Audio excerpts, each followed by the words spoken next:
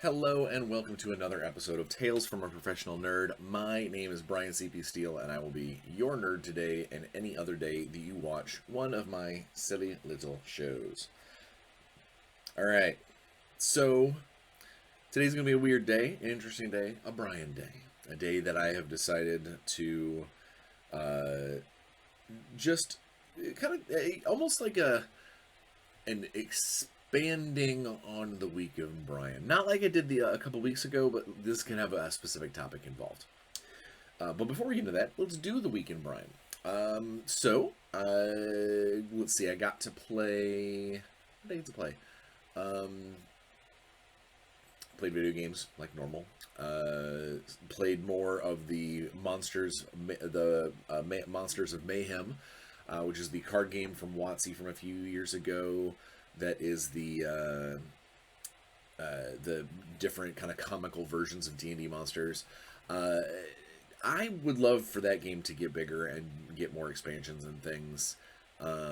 In fact, in my spare time, I have started jotting down ideas. I think I kind of want to reach out to WotC and be like, "Hey, I would love to do an expansion deck for you, a couple of different characters, for your game, because me and my family, we love this game and we want it to be bigger and better." But we'll see how that goes. We all know how companies like unsolicited stuff.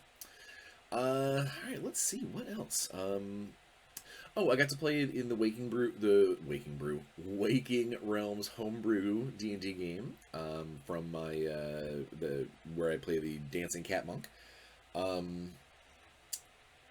We went up against a big scary monster. I mentioned that there was this Hydra that we kind of neglected, and it had gotten bigger and scarier. Our DM created his own version, almost like the Dracahydra in Fizban's the Dragon Book, but this had its own rules and its own he homebrewed this monster, and it was really tough. It was really tough and really scary. We ended up beating it, and nobody perished. But at the end of the encounter, he had said that he was like, some of the rules were a little confusing, and I think that I could have run it a little better. He was very hard on himself, but it was really cool critter. And I actually met up with him digitally afterwards and was like, "Hey, if I can throw my 2 cents in." It's like, "Your critter is fine. What do you think you had problems with?" He explained one of the mechanics that he thought was very clunky. I helped him kind of streamline it out. Streamline? Sounds like a soda. Streamline, so that way maybe it would be easier to run again in the future, for other groups, or if we have to fight a second one or something like that. So that was a lot of fun. We had a good time. This last our last Curse of Strahd game was supposed to happen last night. The big fight against Strahd himself. But we wanted to make sure that all the players were available, and there was a couple of cancellations. So it gets pushed off till next week. So hopefully, when you hear from me next, I'll have good news about how amazing everything went. In fact, I may. Actually, next week is the big 150th episode. Which is probably going to have something cool about it. I'm not 100% sure what I'm going to do, but I'll do something. Speaking of cool things that I do on the channel, I have the name of the June comment raffle winner. And there's a little funny story to the comment raffle winner for June. The actual comment raffle, we're going to go ahead and say who won. It's from episode 147. It was Matt. I thought his last name was Nanea, like it was a Latino name. I realized when I kind of let my eyes sort of fade and look at it's Matt Nunya, as in like Nunya business. So good job, Matt. You tricked me with your name, but you also won the comment raffle. So after this video goes live, I will post the I will post up your invitation to reach out, and we'll get you some cool stuff. Speaking of cool stuff, as before we move into the topic of the episode, speaking of cool stuff, so I got in the mail. Finally, I got my Power Rangers dice. I actually got some. I got reds and greens. I wanted 2 sets for when I run games at conventions and things, so I kind of have a set to share. I'm about to sneeze. Excuse me. So they're cool dice. They are regular. They're not weird spin down or anything like that. They're set up the right way they're supposed to be. With your regular everyday numerical values. It's decent plastic.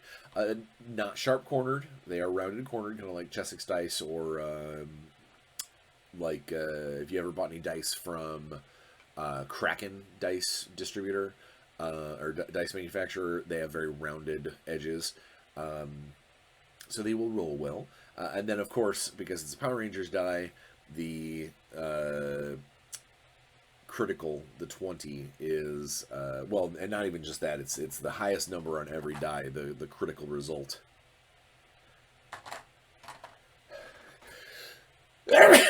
Man. The critical result on the highest number result on all the dice is the Power Rangers symbol, lightning bolt, and then the D2, which is always just either evens and odds, or some cases a flip of a coin, is, so there's the 2 and the 1. This is the red set. This is the Tyrannosaurus power coin. That's just a neat little add-on. However, after they were produced and shipped out, there was a complication that was found, and that was that the D4 has a misprint. Now, funny story, similar to the Matt Danea thing, is I couldn't figure out how it was misprinted. Like, I was sitting here looking at the die, I'm like, okay, 2, 3, 4. 1, 2, 3, 1, 3, 4, 1, 3, 1, 2, 4. Like, all the numbers were there, and I couldn't figure it out. They are, in case you have seen this, they are misprinted in the way that, so normally a D4 should have the same number at the top on all 3 sides. So when it lands, no matter which direction you're looking, it's got that thing. Wait. One moment, I'm hearing a very weird noise come out of my computer. Alright, that was weird. I know for you it was just a momentary pause, like 1 second, if that. But yeah, my computer was doing some kind of strange things. But yeah, so the D4 has normally got the same number all the way around. And it does on this, except for the 3 and the 4/ lightning bolt. So the 3, we got a 3, and then we have, lightning bolt, and then so that means on the actual side that's supposed to be a 3, you got 3, 3, lightning bolt. So what I noticed, it took me a minute. I literally was sitting there looking at it and be like, I don't understand why. I was like, I can read it just fine. It's got all the same sides, but that's because technically, if it landed on a 3, there's 2 3s and a lightning bolt showing, and then, or if it landed on the lightning bolt corner, there's 2 lightning bolts and a 3. So Renegade has already said that they are going to replace these with properly printed dice, which is fine. However, it does not make these any less useful, because all it does is it just takes you 1 second to look at which is the majority. Like, if I roll, okay, that one came up with a 2. Okay, there you go. That one came up with the corner that had 2 lightning bolts and a 3. So that's going to be counted as the lightning bolt corner. It's really not hard. It's not like they don't have the right number of sides or they don't have the right number of numbers. They just have two of the numbers that have been transposed, but they're still totally rollable. They're still totally utilitarian. They work. And D4s are very popular in the there's a lot of things that are going to be rolling D4s in Essence 20 because it's probably I would say it's probably the most common kind of go-to skill for a lot of characters. Like they'll get to a D4 and go, okay, I'm comfortable there, until they start, getting into higher, cooler stuff. Yeah, so that was cool stuff that I got. So I got those in. That makes me very happy. I know that the G.I. Joe Game Master screen has started to show up in stores and at people's pre-orders, which comes with the adventure scenario, the Emerald Doublet, which is actually an adventure that I wrote. I'm really excited to see that. I have not seen the final version of it, so I'm jazzed to see what kind of art got put in there, what was the after it got through editing and whatnot, what everything looks like. Because Renegade's artists and their art access is so good. It is one of the coolest things about the products that we're putting out with them is seeing all of this art that's being produced for characters, and that it's not just all like, oh, we found this on the back of the toys box, or this is some screen capture. It's very cool. I'm super excited to see that. And as a little side thing, the Transformers core rulebook, when it comes out, you guys are going to be blown away. The art for that book is fantastic. Super, super good. Yeah, so I think that's just about it. Work-wise, I finished up a Transformers book earlier this week. A very, very cool book that I can't wait to be able to talk to you guys about. Obviously, I can't yet.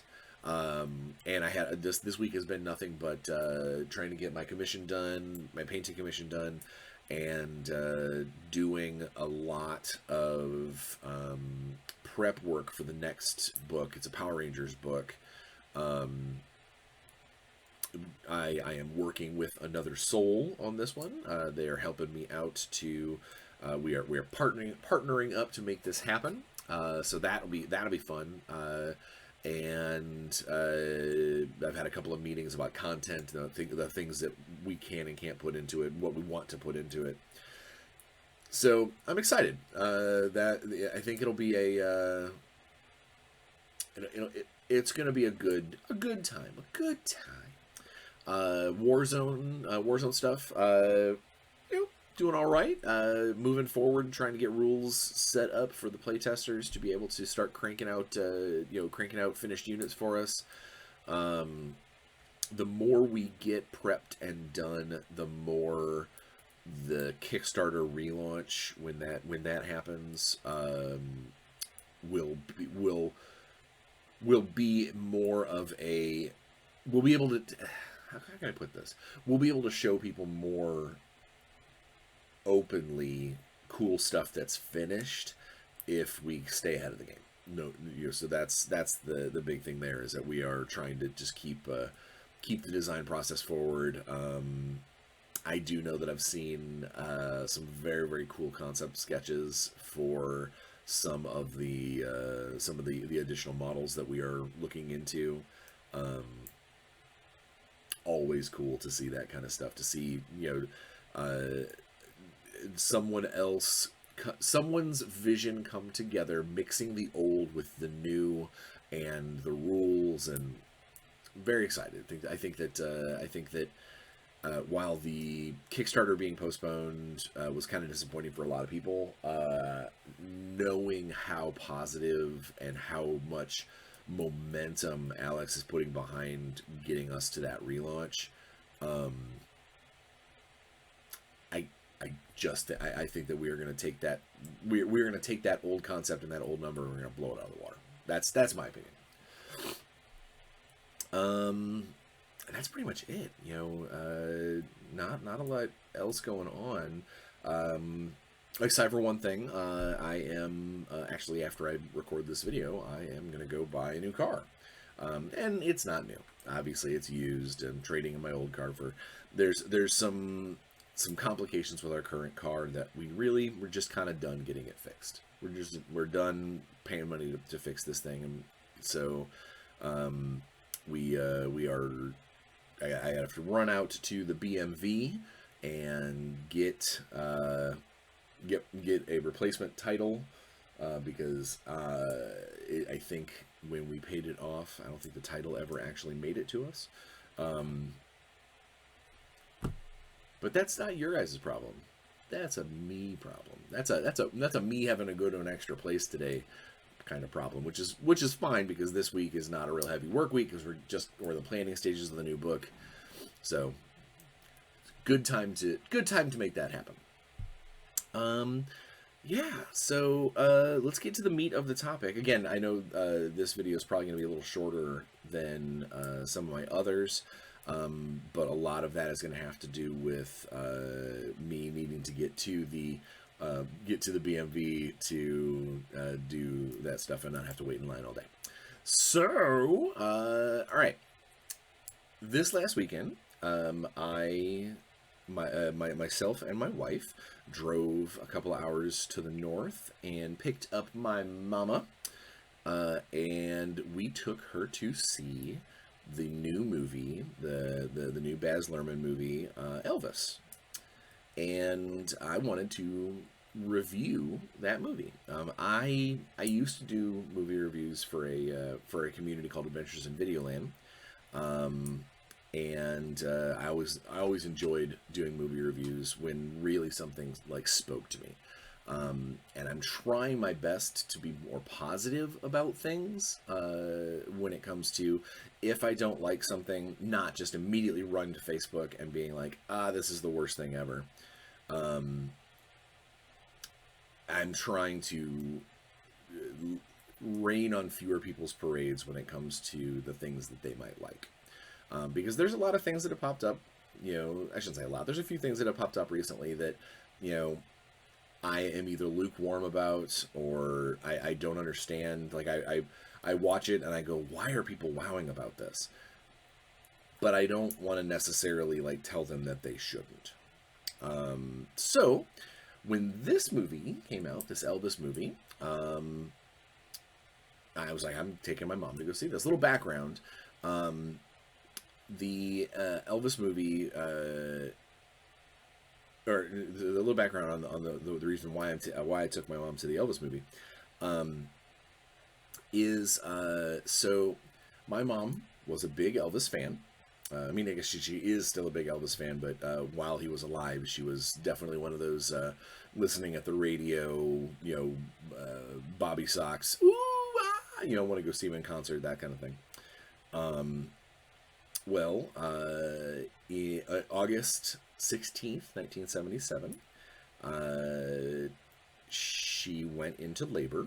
Technically late on the 15th is when she went into labor, but yeah.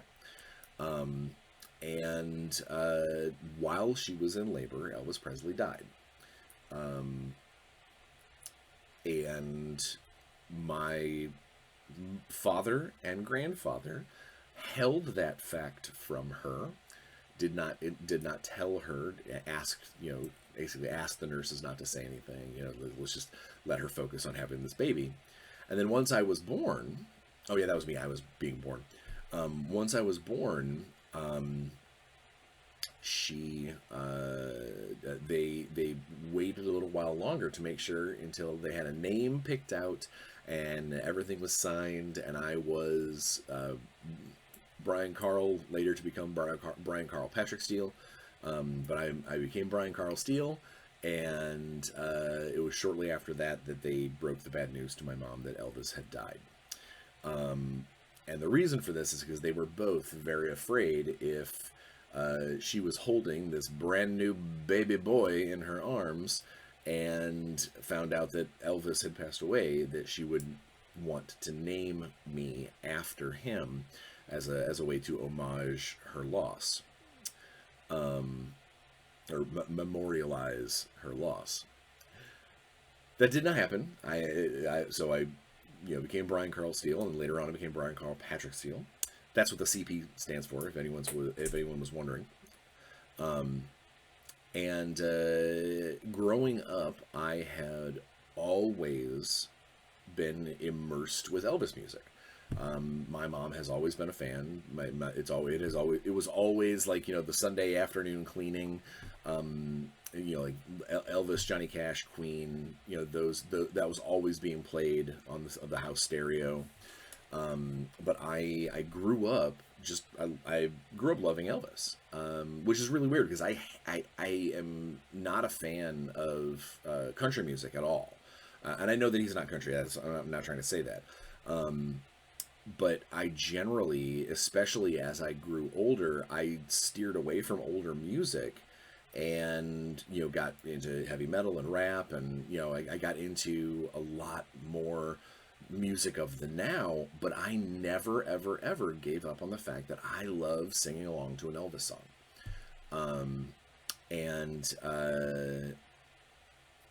When we saw the trailer for this movie, I knew I had to take my mom.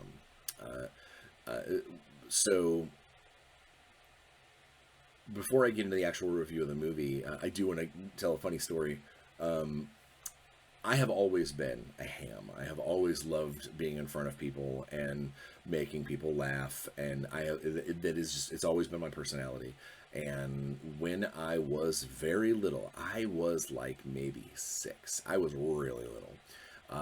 My mom, our family went to Graceland.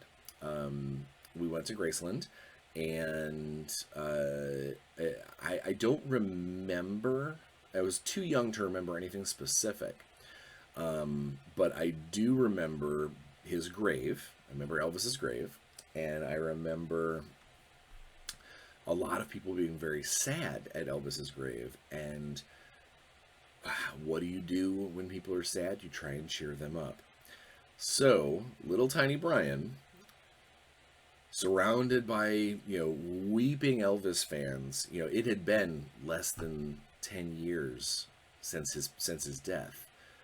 For a lot of these people, this was the first time they've ever been to Graceland. This was the first time they've ever been to his grave. This was them literally mourning the loss of their rock and roll icon. And I look up at my mom, and I'm like, hey, Mom, I have a joke. And because my mom humored me, she's like, what's your joke? And I'm like, what's green and sings? And she's like, I don't know, what's green and sings? And without missing a beat, within 10 feet of the man's grave, surrounded by mourners, I stretch my little head out and go, Elvis Parsley. I made an Elvis Presley joke at his grave in an effort to try and get people to laugh when they were sad. There were laughs. There were a lot of looks. And my mom, of course, said that she was mortified. I didn't know. Well, I didn't realize. I was like, this is what you do when people are sad. You make them laugh. You make them happy. But that pretty much explains most of my life. Is that in a nutshell? Is poorly timed laughter and using circumstance and social wit to manipulate the situation. That's been my life, basically. I don't know. I guess Elvis just really always stuck with me. And, if you get into someone's like, oh, you died before you were born, you have a piece of his soul in you or whatever. I've had someone tell me that before. Obviously that's silly. I'm not a big believer in that kind of thing. But I was surrounded by it. I was immersed with it growing up. And unlike some things, it was never forced upon me. It wasn't like, hey, like this stuff. It was something that I just learned to like. And uh, I I've always been a big fan. So fast forward a whole bunch of years, and my wife and I are flipping through the cable stations looking for something to watch, and an ad comes up for this Elvis movie. And before we can switch to the next channel, I look at Natalie and I go, "Hey, wait, let me watch that." We watch the trailer, and it is amazing. It blows me away. I had the same feeling watching that trailer that I did watching the trailer to the Freddie Mercury story with Rami Malek. Um, I I knew that I wanted to see it, and I knew I wanted my mom to see it. Mom doesn't go to very many movies uh, unless they're on streaming, unless they show up at her TV. And I was like, you know what? I called her up and was like, save this date. Natalie and I are coming up, and we're taking to a movie. And so we absolutely did. And the short of it is, it was amazing. It was absolutely amazing. Um, the aspects of the story, we looked it up afterwards. The aspects of the story, there was a little bit of rumor, hearsay, Hollywoodizing. But for the most part, they said that it was about 95% true. Like, these are people have verified these facts and such. To give you a heads up, the movie is primarily about Colonel Tom Parker. Now, Colonel is a very I could put that in quotes, as that Tom Parker was a showbiz agent. He was not a military colonel. It's just they called him the Colonel. And Tom was the agent that basically took Elvis from the streets of Memphis, effectively, and turned him into a star. Obviously, Elvis's talent did the vast majority of that. But there was a lot of making sure that he's in the right place at the right time, making sure he's doing the right thing at the right time, supporting him in certain ways, manipulating him in others. And this movie does a very, very good job of showing Tom Parker for what he was. And that is both good and bad. It definitely shows the negative side of show business and who he was, but it also shows how much he actually did care for the process of making a star, the fact that Elvis loved his fans more than anything. It was very cool. It was very, very cool. It got into Elvis's history as a comic book fan, which again, this is something that has come up before. He is a massive fan. He was a massive fan of Captain Marvel, the DC original Captain Marvel, who is now Shazam.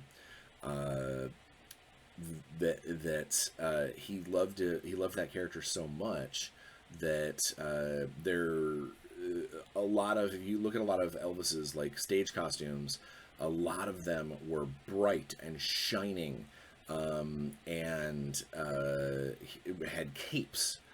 This was all homage to the half cape that Captain Marvel / Shazam wore all the time. One of the things that Elvis had always said was that he wanted to feel like flying. He wanted to be out there in the world, making it a better place, and through his music he felt that he could. And this movie does such an amazing job um, portraying that push, that drive. Even when he falters, even with the drugs, and it is still it it presses forward and it pushes and it expresses just how influential and unique Elvis's rise was. And honestly, in a time right now where we have a lot of racial inequality in our country, and a lot of tension, uh, there is a little bit of a mirror to that time. And in this movie, they do a really good job of basically showing just how much that how much that forced segregation, how much the institutionalized racism affected the music scene, showbiz in general, and honestly, how much of a bridge Elvis became to get the two the two sides of that musical coin to talk to each other. He was revolutionary, and there is no question. And anybody who doubts that, they weren't paying attention. Uh, the story starts with him being as a kid, and obviously ends with his death. Then it tells a little bit more about what happened with Tom Parker and all that.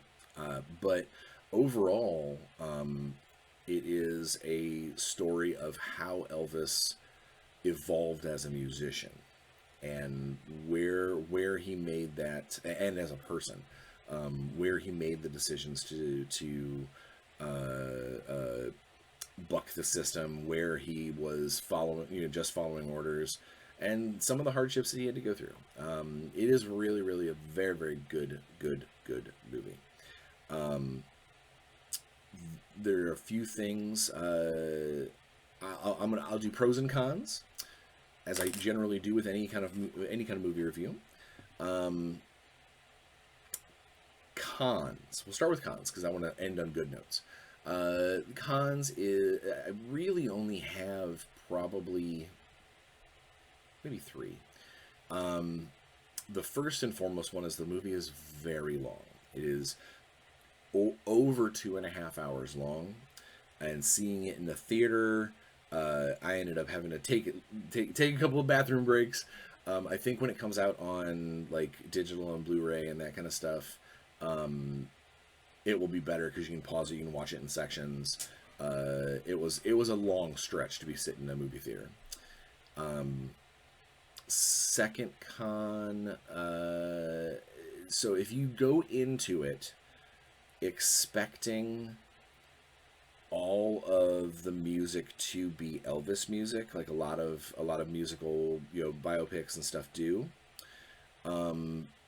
there are several instances where they use modern day kind of remixed hip hop versions of songs and things like that in the background. And I understand that it's to mark that kind of setting change. Every time it's used when they're in a heavily African American neighborhood, or the scene is going to be about kind of street life, or a situation that is not about the rise of Elvis, but it's about that kind of area. So a lot of that stuff was used to evoke emotion. I don't know, like, I can't call it a complete con because it was neat and it worked, but it felt a little out of place to be using music so modern in a timepiece from the 50s and 60s and then 70s. That's probably my closest thing to a musical note, that it's like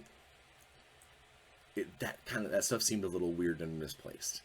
I almost would have liked either all Elvis music, or maybe more music from that era, use the music that's on the radio at the time. That would have been pretty cool too. Um, and then my last thing, my last con for the movie, I think, honestly, the it's almost a pro as well. Is Tom Hanks as Colonel Parker was amazing, but because Colonel Parker was such a character, and I use that like kind of italics. He was such an interesting person, and things were so. He had a very unique accent. Um, he always kind of felt in a lot of those scenes, for me personally, it felt almost overacted. Um, like I kind of wish maybe the accent would have been dumbed down a little bit, or maybe he wouldn't have been triggering some of the comedy lines. Seemed kind of out of place. But I also don't know enough about Colonel Parker as a person. That may have been exactly how he was. He was a carnival barker. He was a talent agent for a circus. Um, so that could have actually been his personality and his stylization. Uh, I just, because I don't know, in some places he just felt a little clowny, and in other places he felt a little mustache twirly, you know. And I guess in my life I just haven't really run into people that are actually real life like that. Let's talk about the pros. Pros: the movie is gorgeous. There are scenes that they filmed that are straight off of archival footage of Elvis on stage. The recreation of the music, the recreation of his outfits, recreation of sets. Of seeing Graceland when it's young. Unreal, unreal. They like I hats off to those people. Um, Obviously, another pro is it was a very well told story. They didn't dwell on anything in particular. It would have been very easy to be like, let's add 30 minutes to show what happened while he was in the Navy, when he was overseas, or the Army, when he was overseas. Um, and that might have changed the tone of the movie. That may have added extra time to an already lengthy runtime.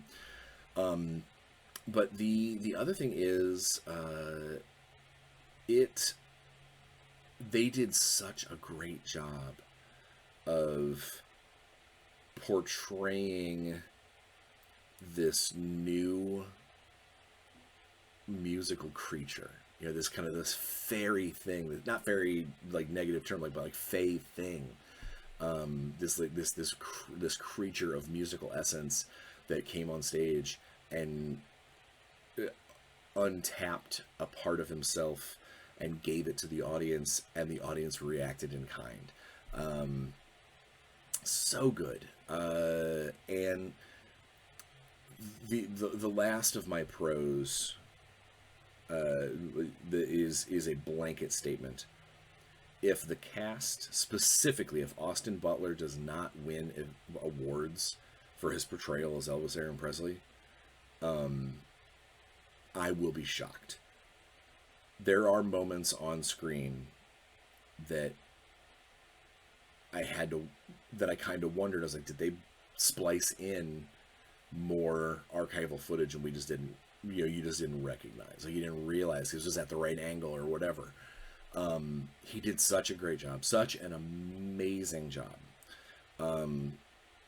And so did everybody else. I mean, again, aside from the Colonel Parker character seeming kind of cartoonish, which could have been real, everybody did a great job. You feel for, you know, while you're watching it unfold, even though people like myself that knew what happens, when Priscilla, you know, leaves Elvis Presley, spoilers, when Priscilla leaves, um, Olivia DeJong, um, she she sells it so hard that you can see that she wants to stay but she can't stay, and then again later on at the airport, which I knew, I've read before that that was one of the last times that they ever spoke, and knowing that and seeing that, like, kind of that look in her eyes of, you know, you're not well, you need to get well. We've all been there. We've all had people that we like, you need to get out of the situation, you need to, you know, you need to focus on yourself, you need to get better, you need to get healthy. And you could read it on her face like a roadmap, and it was heart-wrenching, you know. It was hard, but she did, again, just testaments to the actress, she's amazing. But yeah, like, everybody and their brother did so good in this, and there are a lot of side, like, you see someone and go, I think I know who that person is, and then you look in the credits and go, oh, is that guy? There's a lot of that in this. But overall, I gotta say that number one is they did an epically good job of portraying both the good, the bad sides of the rise to stardom. You know, they really highlighted those kind of, here are turning point moments, and there are several instances where, you know, forgetting that we know how the story ends, you really wish that it happened a different way. Like, you know, you watch that and, like, it makes you, I left the movie thinking, God, there was just a couple of things that could have been different if he would have said no to this, if he would have said yes to this, if Parker wouldn't have set this up, that it makes you think of that whole, like, alternate timeline thing. What would happen if Dr. Nick never gave you know, Elvis that first morphine shot? If that never happened, if they would have canceled the show or postponed the show because he was exhausted, what would have been the end result? Would we still have an Elvis today? You know, super old and you know, probably producing music, not performing it, but would that be the case? Would we have gotten the same kind of soul out of some of those albums? You know, would we have ever gotten the Las Vegas epic that Elvis put together? These are the things that my brain went to, and that's the sign of a great movie, because it showed us what really happened, but it really kind of, the peaks and valleys of the movie, the peaks are moments that make you wonder, and even though you know how it went down, even though you know what's going to happen, you're kind of secretly hoping that you're wrong, that you remembered it wrong, and this is going to be a beautiful story that has a happy ending. And that's worth its weight in gold. So yes, I definitely think that if you are remotely a fan of music, if you want to see one of the, if you want to see an epic movie about the struggle against segregation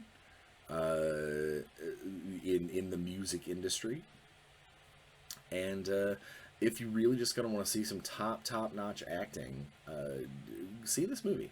Obviously, I would tell you to go see it in theaters, but if you need to see it at home, see it at home. Do what you got to do. But I just think more people need to see this. And when it comes around to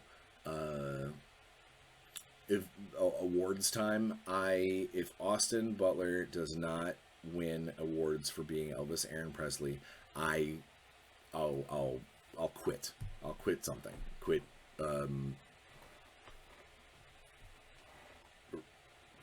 I don't know. I don't know what I would quit, but I'd quit being complacent about the award system. That seems silly. I don't know. But yeah, that's my review. I hope this wasn't a boring episode for you guys. Me rambling on about a movie that I loved. I hope everybody stays safe, wears masks, gets boosted and vaccinated, and all that rot. If you get a chance, throw on Pandora.com, throw on the Elvis channel. It's really good. I've been working to it all week, and I don't know, just enjoy life and stay safe. Make other people smile. There's enough negative in this world, especially now, that if you can sidestep that negative comment, if you can look for the silver lining in things, if you can grab your friends and acquaintances and talk about cool stuff instead of downers, these are all ways to brighten the world in just a tiny little bit. And if you're a musician, make great music, because that's definitely what this movie showed us. If music is in your soul, you should let it out. But again, go see the movie. Stay safe. If you're at a super packed theater, wear a mask. Find somebody to spend some time with and play some games. I knew you were waiting on that. See you next week.